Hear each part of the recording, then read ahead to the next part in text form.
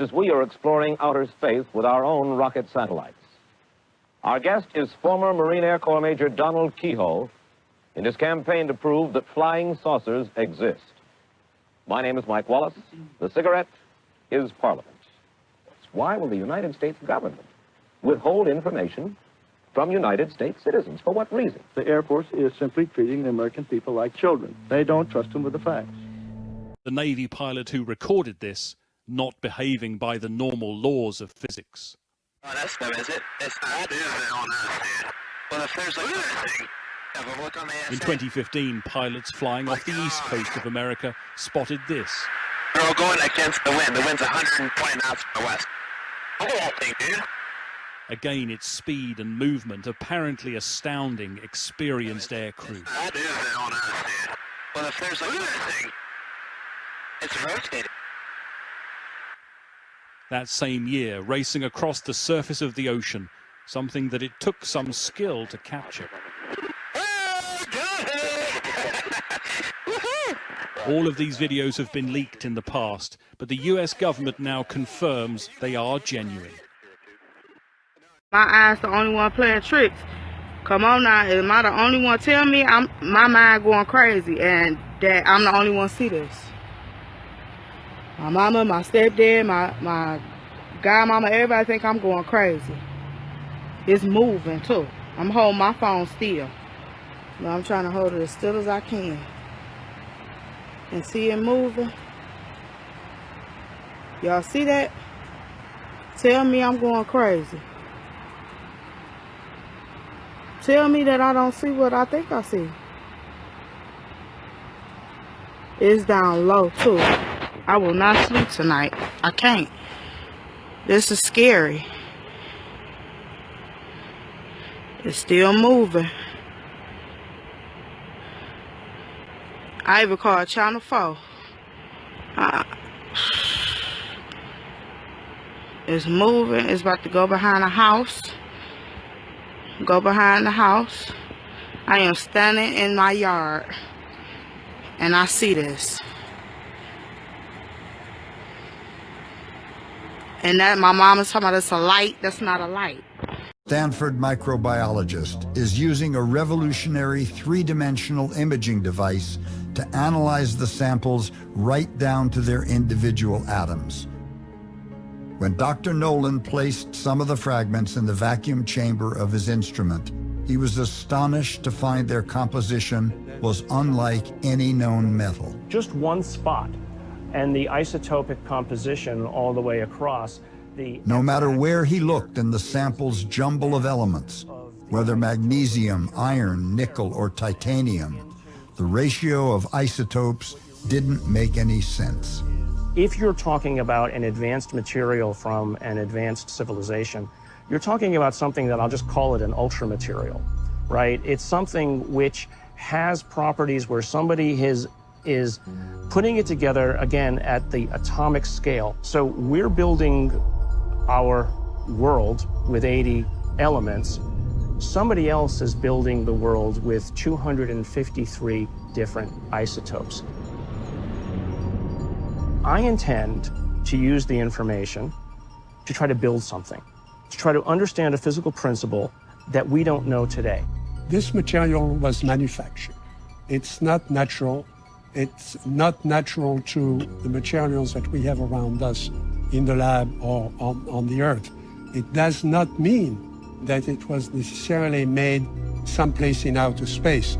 It just means that it was manufactured specially for a particular purpose that we don't understand, and we want to understand it. Technology to contact with an engaged intelligence. Papua New Guinea, June 1959. An Australian missionary spots a large disc hovering just 200 feet off the ground while standing with 38 other people. This solid-looking object, and can you imagine what it's like to look up in the sky and see some figures up there? All were amazed to see 4 small occupants dressed in what looked like black diving suits. Figures walking about on top and not the slightest noise whatsoever. And so we waved. Wouldn't it be wonderful if we could get this object down onto the playing field? And as we waved, wondering whether we'd get some recognition and whether perhaps they would understand what we wanted, they waved back. The encounter lasted several hours before the object abruptly departed. There was this amazingly incredible speed that the whole craft disappeared to nothing across the bay in a matter of a second or so. In modern history. Hundreds of people today phoned the ZBC and the BBC correspondent in Harare saying they sighted an unidentified flying object last night. We have some eyewitness reports. It almost seemed to be under the clouds. As it came past, I noticed there's no noise, and that's when I thought, well, there's something very odd here. It was quite amazing. It was beautiful. They are saying that Jesus is passing through Africa. That's what they are saying.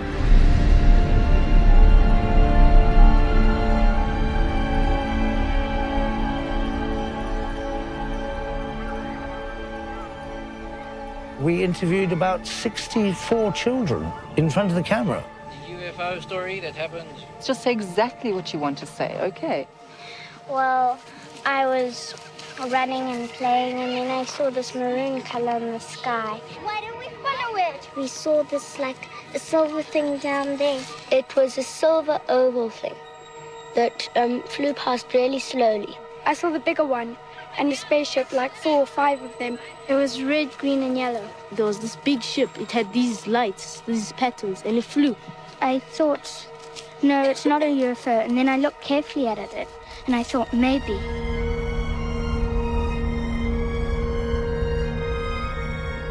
Dozens of children said that one or more of the disc-shaped objects landed just beyond the far edge of their playground. The next thing they knew, something was standing next to it. We saw him standing by the silver thing, and he had big eyes. He had a big head and big black eyes and was dressed in a black bodysuit. They were wearing pure black. And I came down and I saw the funny man with his eyes here, and I saw a spaceship, and there were a few little ones around it.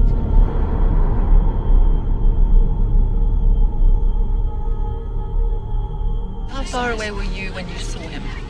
Not very far, about a meter away. A meter away, that close? Yes. And how big was the figure? It was about as big as a grade 6. I believe that the children did see something. I believe them because normally children don't lie. I've always taught my children seeing is believing. Unfortunately, I didn't see, so...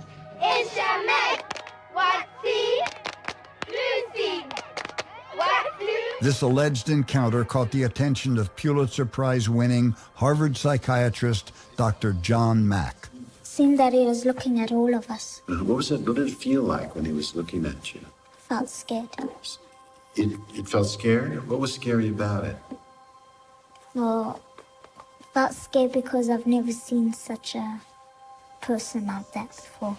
And I saw this person, and it had big eyes.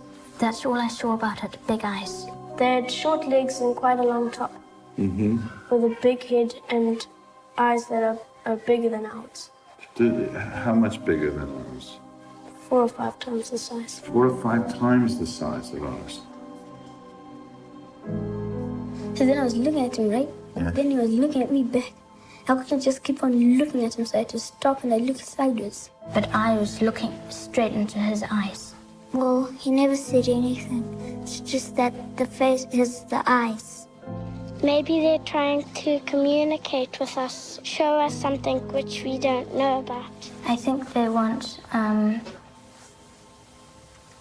people to know that we're actually making harm on this world and we mustn't get too technologized. We don't look after the planet, and all the trees will just go down and there will be no air and people will be dying. Is this an idea you have had before, or did this idea come to you when you had this experience? When I had this experience.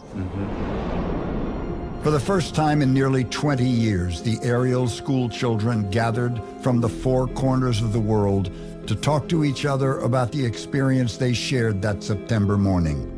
I remember something there. One they all still struggle to understand. You know that it's moving, but I stand by what I saw. There was no reason for any of us to make that up. I've not spoken to anybody about it. Not because I'm not proud of it, but because I don't want the stigma. So it's something that I've had to deal with for 19 and a half years. I don't want to say I felt like I knew it, but I knew that I didn't have to be afraid of it. They took us back to the moment of contact. No, exactly how I felt, exactly. The details still seared into memory. I was with one of the other girls and saying to her, "This is amazing." We all were just stopped in our tracks.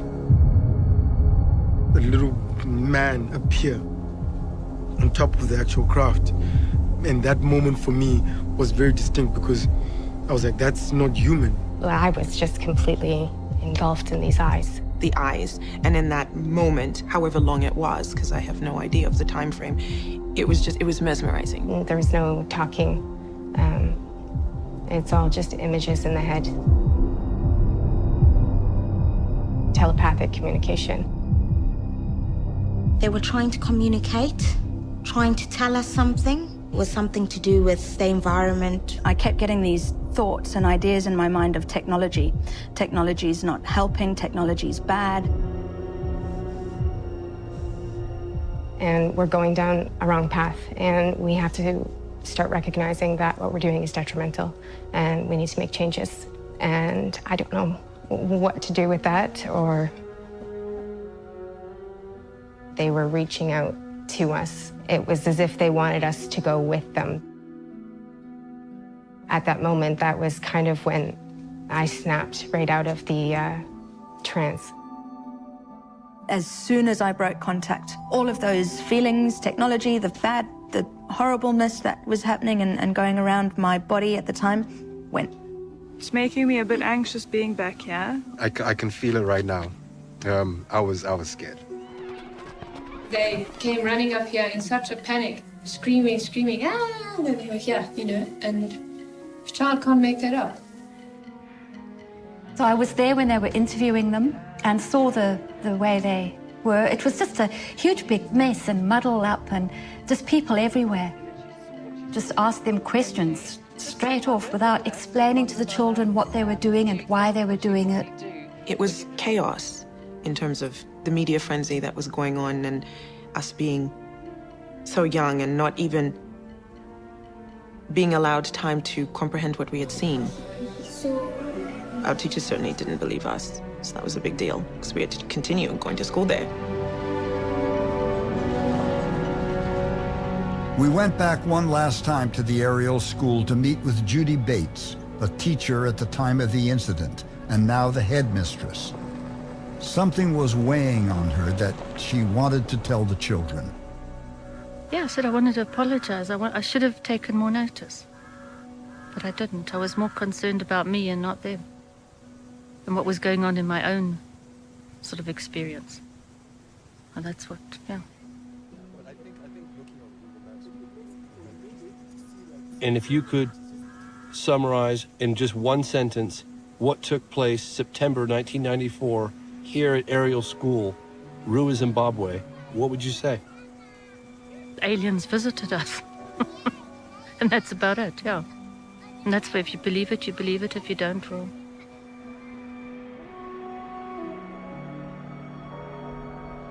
We find ourselves confronted with something that challenges our very understanding of reality.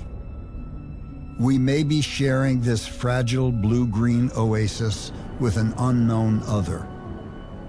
One with a mysterious relationship to humanity and its own interest in our world. And if you saw him again, what would you do? I'll ask him what is he doing on Earth and what does he want with us.